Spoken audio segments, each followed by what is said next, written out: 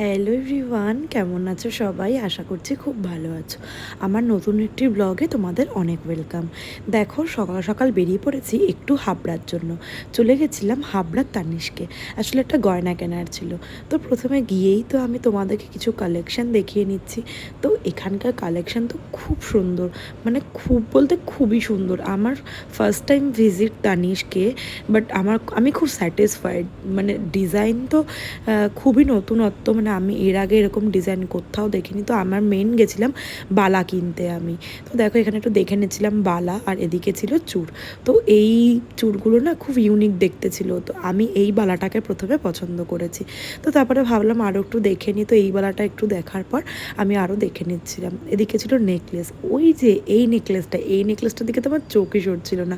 তো দেখো, এখানে কিছু তোমাদের শাখা বাঁধানো, পলা বাঁধানো, নোয়া সব কিছুই দেখিয়ে দিলাম। তো এখানকার মানে স্টাফদের বিহেভিয়ার তো খুব ভালো। আর এগুলো দেখো, এগুলো ছিল বেবিদের বালা। আর আমি এটা পছন্দ করেছিলাম বলে একটু হাতে পরে দেখে নিচ্ছিলাম ঠিকঠাক আছে কিনা। এই যে এগুলো ছিল বেবিদের জন্য। আর এই যে দেখো, একটুখানি তোমাদেরকে আমাকেও দেখিয়ে দিলাম আর কি। তো তারপরে আমি ওই বালাটা দেখার পর এই একটা বালা দেখছিলাম। এটা ওদের লেটেস্ট কালেকশন, লক্ষ্যতারা বালা।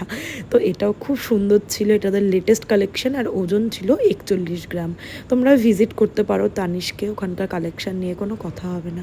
এই দুটো বেলা আমি সর্ট আউট করেছিলাম। তারপরে চলে গেলাম একটু ডায়মন্ড জুয়েলারির দিকে, তো হেভি ছিল। তো এখান থেকে আমি নিয়ে নিয়েছিলাম। এই যে দাদা আমাকে দেখিয়ে দিচ্ছিল।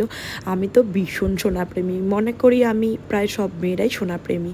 তো দেখো, আমি এই যে নিয়ে নিলাম, পেয়ে গেছি আমার জিনিস। এবার সন্ধ্যাবেলা আমি, মা আর অরিন বেরিয়ে পড়েছিলাম একটুখানি রাখির গিফট কেনার জন্য। তো সব কিছু কেনার পর এখানে শেষে রাখিটা কিনে নিলাম। তো আমার সোনার জিনিসটা কেমন লাগলো তোমরা জানিও।